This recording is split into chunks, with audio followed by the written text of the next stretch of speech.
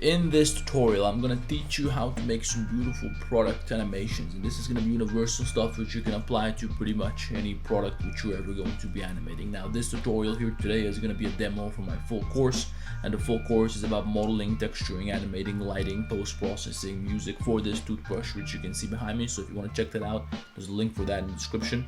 Now that's enough, let's get to work.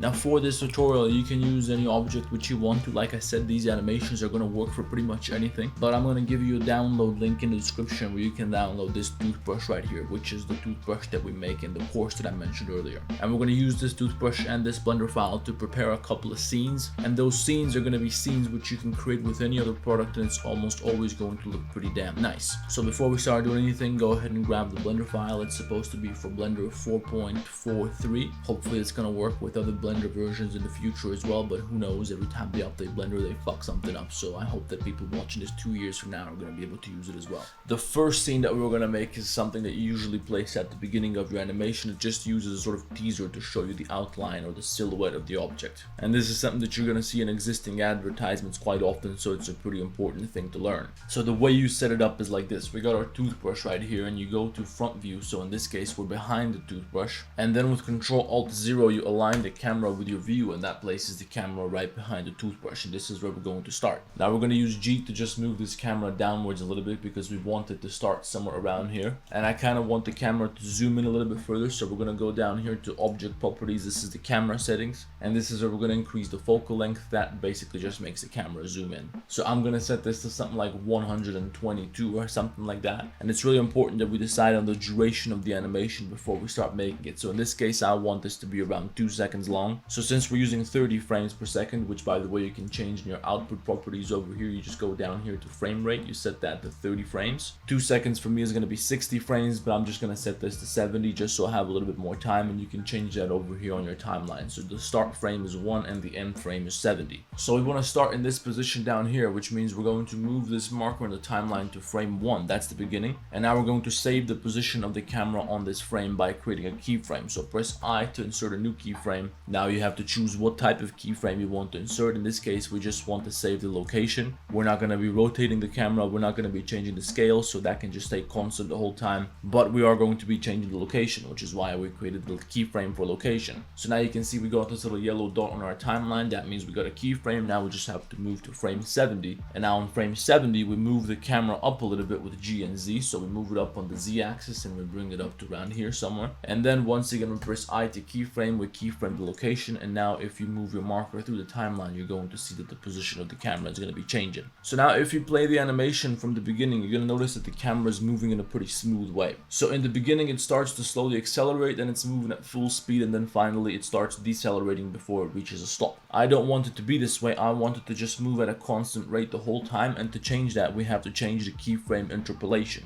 and this is basically just the transition between the two keyframes. So you can select all your keyframes down here by pressing A while your mouse is over the timeline, and then press T to open up the interpolation menu, and over here on the left side you have to change that from the default Bezier to linear. And now you're going to see that the camera has this constant movement when you play the animation, and I think that looks a little bit better. So now that we set that up, let's talk about the lighting here. And the lighting you're going to use here is going to be pretty much the same as the lighting you're going to use in almost any other scene that you ever create. Well, this is going to be like a simple version, but the lighting tricks you're going to use here are going to be very useful, and you're always going to be able to use them. So we're going to switch up here to our rendered view in the top right corner on this ball, and you have to make sure that you're using your Cycles render engine over here in your render properties, because Cycles looks a million times better than Eevee. You can use Eevee, it's going to be faster, but it doesn't look as nice, so I like to use Cycles. If you got a shitty computer, Cycles probably not going to work too well for you because this is going to take 7 days to render. But if you do got a shitty computer, you might want to upgrade that shit before you get into some serious 3D art. So as you can see, our scene here is completely dark, and now we have to add in our first light. To add in our first light, let's click on the middle on the toothbrush right here. So we place the 3D cursor into the middle there, and now you're going to press Shift A, go down here, add a light, and you want to add an area light. And an area light, as you can see, is just a square surface which projects light. Now we need this light to be behind the toothbrush and facing us. So to do that, we're just going to rotate this around the x-axis by around minus 90 degrees in this case. As you can see, now the light is facing the camera, but it's not behind the toothbrush, so we can't see it lighting up the toothbrush. So now I have to press G and double Z to move it along its local Z-axis, and the local Z-axis z-axis is different from the global z-axis because the local z-axis is determined by the rotation of the object. So you can see here, if this light is at an angle, the local z-axis is totally different from the global z-axis. So G and double Z, and just move your mouse to place this light behind the toothbrush. So you want to place it around here somewhere. And you can see now that when this light is behind the toothbrush, it sort of lights up the edges on the sides. And this is exactly what we want to create here. Now, first of all, we got to make this a little bit bigger, because if you make this bigger, then the edges are going to be a little bit softer. But we also want to go over here to the light properties, and you want to change the shape of this light from square to disc, and that's going to make it circular. And that's just going to make this a little bit smoother. It's going to be thinner at the top and thicker at the bottom, which I think looks a little bit nicer as well. So you want to scale that light up a little bit. You want to place it around here somewhere near the bottom. And of course, we probably want to increase the power here and maybe change the color to something like blue.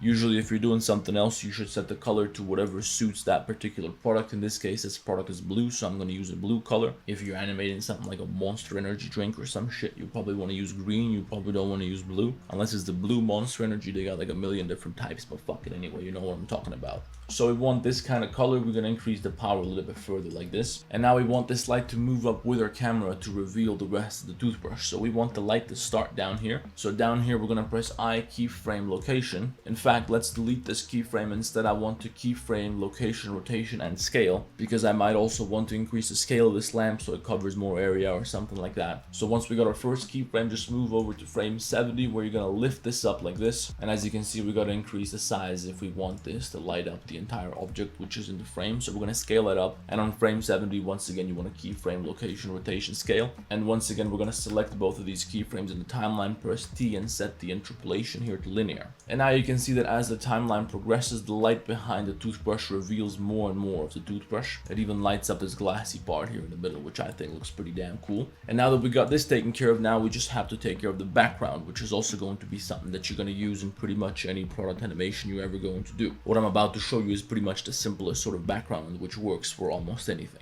So we're going to go back to frame 0, click over here in the middle, press Shift A, add a new mesh plane. In this add plane menu down here, you want to align this plane with your view, so the plane is facing you. And now you want to scale that shit up a little bit. You want to use G and double Z, so you move it along its local Z axis, and that way you can push it into the background. When you push it into the background, you probably also have to make it bigger so it covers the entire frame. This is your background, so it has to cover the entire frame. And it's also going to be a good idea to parent this plane to the camera, so that wherever the camera goes, the plane always stays behind it. So you select the plane, you shift select the camera, you press Ctrl P, you parent object, keep transform. And now you can see that if you rotate the camera or if you move the camera somewhere else, the background is always going to be behind the camera. So now we got a simple black background, but we want to use that to create a gradient in the background. And to do that, you're going to select the plane, Shift S, you're going to go cursor to select it to snap the 3D cursor onto the middle of the plane. So now, since the 3D cursor is here, when you add a new object, it's going to appear exactly on the middle of that plane. And this is why we're going to go Shift A, light, and we're going to add an area light. And we're also going to go down here to the add light menu. You're going to align that light with your view. Now the light is not facing us, it's facing the other way, which is exactly what we want, because now we want to move it along its local Z axis again like this. So now it's just a little bit closer to us than the plane, and as you can see, that creates a little gradient. So if you look at it from camera view, here's what it looks like. Now of course we want to make this blue as well. I'm also going to change the shape to disc, and I'm also going to make it longer like this. And you can play around with how close or far away you want this plane to be from your background. I just want something like this, so I'm going to go to frame 1, and I want this to start down here near the bottom where the lighting edges are located. And by the way, before you animate this, you probably also want to parent your light to the background, so the light is also going to follow the camera. But now select the light, keyframe, location, rotation, scale on frame 1, then move over to frame 70. And on frame 70, we're going to move this light up to around here somewhere. I'm going to make it thinner on the x-axis but longer on the z-axis, so it covers the entire length of the toothbrush. And then just keyframe, location, rotation, scale again, set the interpolation down here to linear. And as you can see now, this is what the animation looks like. I think it looks pretty damn nice, so it's ready for rendering.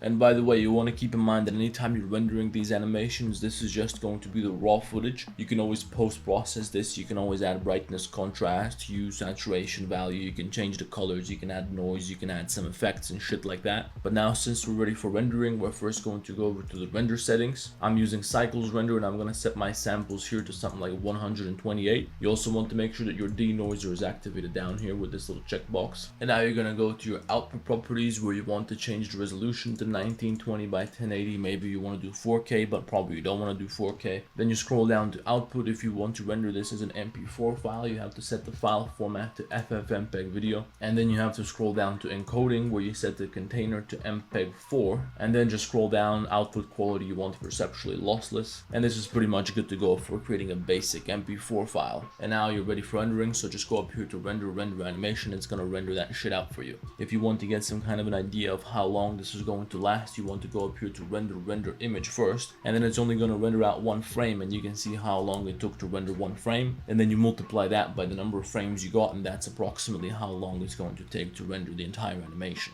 So that's how you make the first animation. Now let me show you another one. The second animation is going to require us to use some slightly more sophisticated lighting. So to get it started, let's first go to solid view. Let's select the camera, and the reason we're in solid view is so that we can see something, because the scene is completely dark otherwise. Down here on the timeline, you're going to select the keyframes, delete all the keyframes for the camera. In fact, you can just select all the objects in your scene with A, and that's going to show you all the keyframes for all the objects in the timeline, and then select all the keyframes, delete all of them. And now we want to turn this toothbrush around so that it's facing us. So select the toothbrush, you're going to rotate it around the Z-axis by 180 degrees. And now we're going to look at this toothbrush from around this angle right here. We also want to look at it from below, so we're focusing on this area over here. And then again, press Ctrl-Alt-0 to align the camera with your view. So you want to be looking at this part of the toothbrush at the moment, and this is the part where we have a bit of glass and there's some sort of a light on the inside. And as you can see, as soon as we placed our camera here, the background also got snapped behind the camera, and then we got this light there as well. So that's pretty convenient. We don't have to set this up manually again. So now let's go back to render view so we can set up the lighting first. We're going to take this background lamp that you can see over there. With G and double Z, we're just going to move it a little bit closer to us so that it makes the background a little bit brighter. Then I'm also going to increase the power of that lamp because I want to be able to see something. And also we're going to take this light which is behind the toothbrush, and we're going to adjust its location, because once again I want to have these edges here lit up on the sides of the toothbrush. That's one of the most important things here.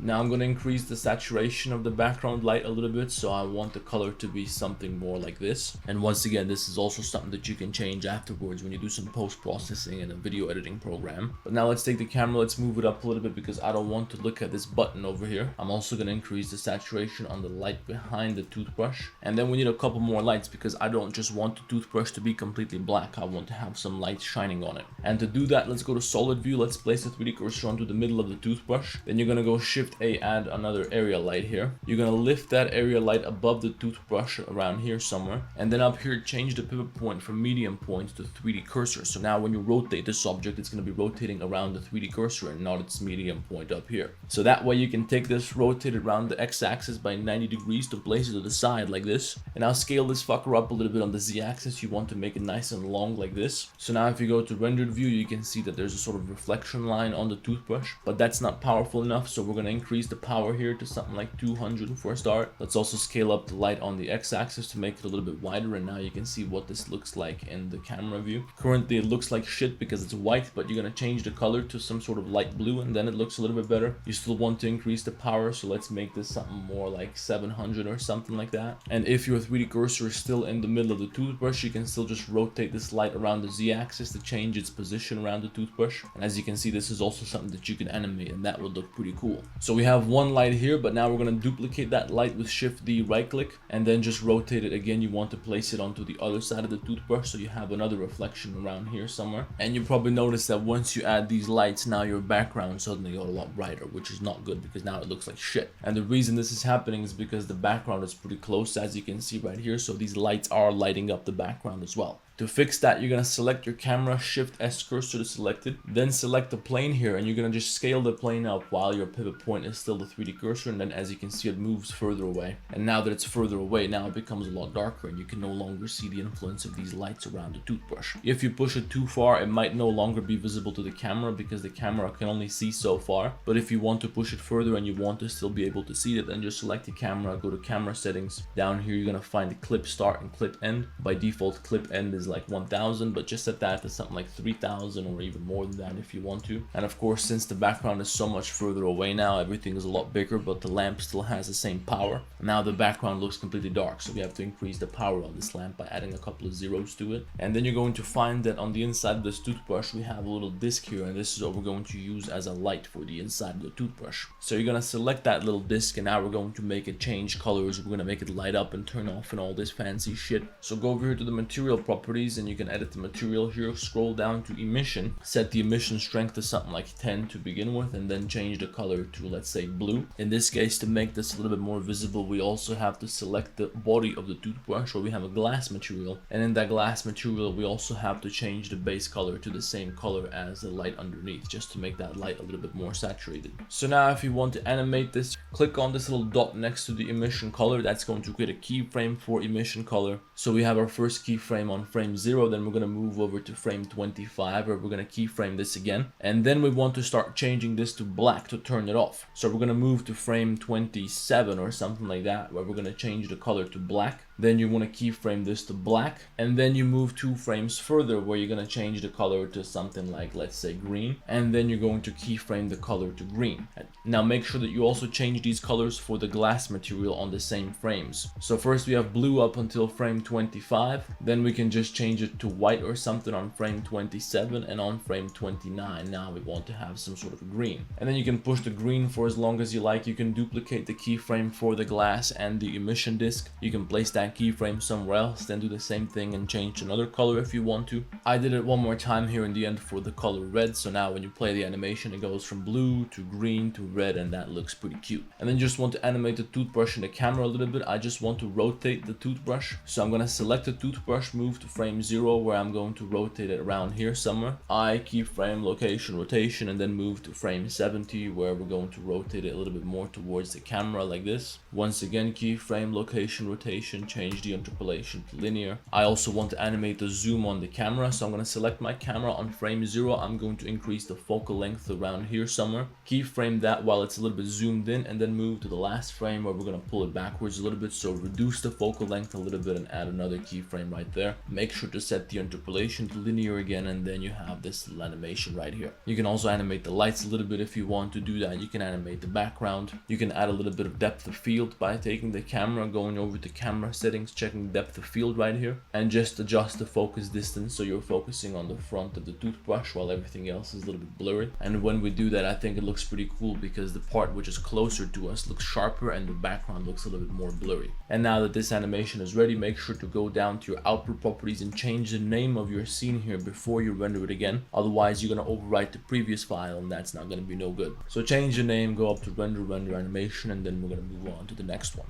Now let's make the third and the most important animation. This is going to be the closing animation in this particular situation. I want to have the toothbrush charger, and I want to have the toothbrush connect to the charger and create a little ripple in the water underneath. So the starting setup here is pretty simple. I just have my camera in front of my toothbrush like this. I have my plane in the background with a light on it to create the gradient, and then I have a few more lights around the toothbrush, as you can see over here. These lights are blue, they're pretty powerful, but it's nothing new. It's the same as what we did before. Just a little heads up, my camera is pretty far away from the toothbrush. I'm using the focal length 149, so it's zoomed in quite a bit. Now first, for this animation we have to create some water, and to do that we're going to need to add a new plane. Scale that plane up. You have to make it as big as possible. It has to reach the background plane. So in this case this is about as big as it's gonna get, and then we also have to lower it down so it's just underneath this charger here. And once we do that, now we have to add a new material, make it metallic, and reduce the roughness to 0. That's going to make this look completely like a mirror. And when you do this, then there's not going to be a seam on the horizon, so you're just gonna have your water and your plane, and it's gonna look like one object. We can see the horizon of the grid floor, but if you turn that off you can see that the transition is pretty seamless, so that looks pretty nice. Now to make this shit look like water, you have to go over to the shading tab, and in the shading tab you have to go Shift A, add a noise texture node, move that to the side, and then Shift A you have to add a bump node, connect the color to height, connect the normal to normal, and now you just have to increase the scale in the noise texture node, and you're gonna start to notice that the water looks a little bit more like water. So now it's up to you how detailed you want to make this. Maybe you want to increase the detail value to make it look a little bit more detailed. You might want to reduce the strength in the bump node so it looks something a little bit more like this. I think this looks pretty good for now, and now we have to add our wave. So here's how you add the wave. for the wave animation to work, we need to have lots of geometry, and that geometry is then going to move with the wave modifier. But since this plane is so large, we can't just subdivide it, because we would have to subdivide it so many times that our computer is going to crash, because there's just going to be way too many polygons. Instead, we can just subdivide the plane once and then select the vertex in the middle, then just go Control B and V to bevel only the vertex in the middle. And when you do this in your bevel menu, you want to set the profile shape to something like 0.2 or something like that, so you get this field around the toothbrush. And now you can just make this as big as you want. You can increase the number of segments to something like this, like let's do 100 for now. Maybe we need a little bit more than that, so let's try 300. And now once we have some more geometry, hopefully the wave modifier is going to work. So now you go over to the modifier tab, go to add modifier, you're going to go to the deform section, and in the deform section at the bottom, just click on wave. That's going to add a wave modifier. If you get something like what I'm getting right now, where everything just goes completely out of place, then just press Control A, apply the scale, and then for some reason it works a lot better. So now if you play the wave animation, you're going to notice there are some waves on the surface below. You have to adjust the height a little bit so it looks a little bit more reasonable, like let's say something like this. For me it's 0.21 meters. And then by default, when you play the animation, your waves are just going to keep going and they're not going to stop until the end of the animation. But we're going to go over here, we're going to uncheck cyclic, and that way we just get one wave, and that's going to be the end of it, as you can see right now. And I don't want this wave to last forever. I want it to disappear at some point, so I'm going to keyframe the height in the beginning here. I'm going to move this keyframe down to like frame 20 or something like that, and after that I'm going to place my marker on frame, let's say 30, and on frame 30 I'm going to change the height to 0, keyframe that one more time, and now the height of the wave is going to change to 0 between these two keyframes. So maybe we should push this a little bit further out like this. And now if you just play around with the position of these keyframes, you're going to be able to find a solution that looks pretty nice. So I want it to look something like what you can see right now. And the other thing we have to do is animate the water. We have to make the water look like it's sort of moving, and we can do that in our shading tab over here. So to make the water look like it's kind of flowing a little bit, we just have to animate the scale on the noise texture node. So place the marker on frame 1, select the noise texture node, right click on scale and just click on insert keyframe. Then move on to the last frame, and on the last frame we're going to change the scale to, let's say, 525. Let's try that. Then right click, insert keyframe one more time. Now select both of those keyframes, but only the ones for the noise texture node, not the ones for anything else like the wave modifier. Change the interpolation to linear with T, and now we should see the water look like it's moving. If the water is moving too quickly, then just take one of the keyframes and push it way out. That's going to stretch out the animation. It's going to make it slower. Now let me show you another cool technique before we get to the animation itself. We're going to place an area light behind this toothbrush. So this light has to be facing us. We're going to place it behind the toothbrush like this. We're going to scale it up a little bit. And I want this lamp here because I want to light up the edges of the toothbrush, but there's a problem when you do this. When you do this, you can see a large reflection on the water underneath. And we don't want to have that reflection on the water underneath because it looks like shit. So we have to use something called light linking. And light linking is a function which allows you to control which objects are going to be affected by a light and which aren't going to be affected. So in this case, we want the toothbrush to be affected by the light, but we don't want the water to be affected by this light. So to set this up, you have to first select the objects which you want affected by this light. In this case, that's anything attached to this toothbrush here. Once you select all those objects, you have to go up here to the outliner. You got to go right click new collection, and then you just have to move all those items into that new collection. You can just drag and drop them there. You can check if that worked properly by clicking on this little eye next to the collection. That's going to make everything disappear. And if you still have anything visible, that means that those objects are not in the collection. So we might have to correct that a little bit, as you can see me doing right now. And then you just have to select the light. You have to go to this yellow menu right here called object properties. You can scroll down to the shading menu. You're going to find light linking. Just click on new there. And all you have to do now is take the collection with your toothbrush. You're going to drag and drop that into the light linking box. And now when you go to rendered view, you're going to see that the light is affecting the toothbrush, but the reflection is no longer visible from the floor. So that's pretty good. And now let's quickly make an animation. I want to start with my toothbrush up here somewhere.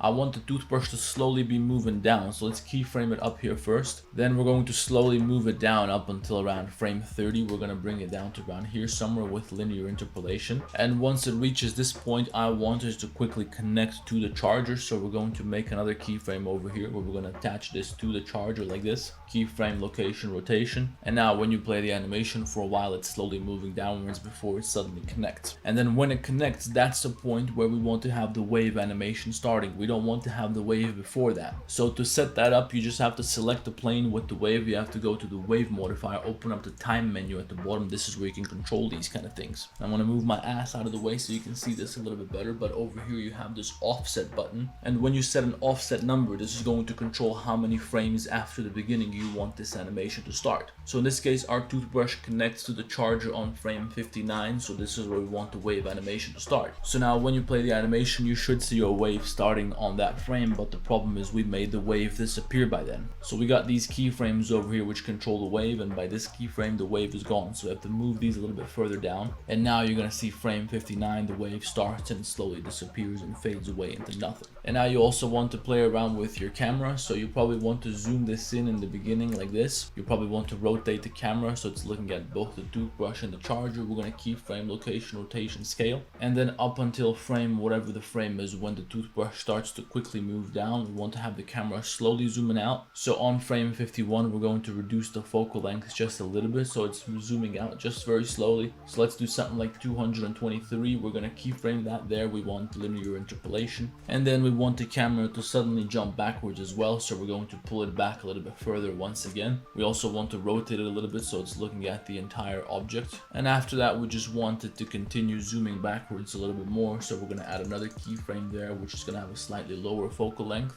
And then once everything is ready, the animation should look something like this. As you can see, it looks pretty nice and smooth. You can fuck around with these things all day, you can do this forever, you can play around with little details, you can make it look cooler if you can. And this is how I created this final scene in my toothbrush animation, and I think it looks pretty fucking cool. So guys, if you enjoyed this video, if you want to learn more, I got a full course where I talk about everything about this toothbrush from scratch. If you want to construct it, model it, texture it, animate it, light it, or make all the other scenes, you want to learn about the post-processing, the music, and all the other shit, all of that's explained step by step in the course. It's got like 44 videos, so everything is in there. There's a link for that in the description, so go check it out. But at least like the damn video, subscribe to the channel, let me know in the comments what you want to see next, and I'll see you in the next one.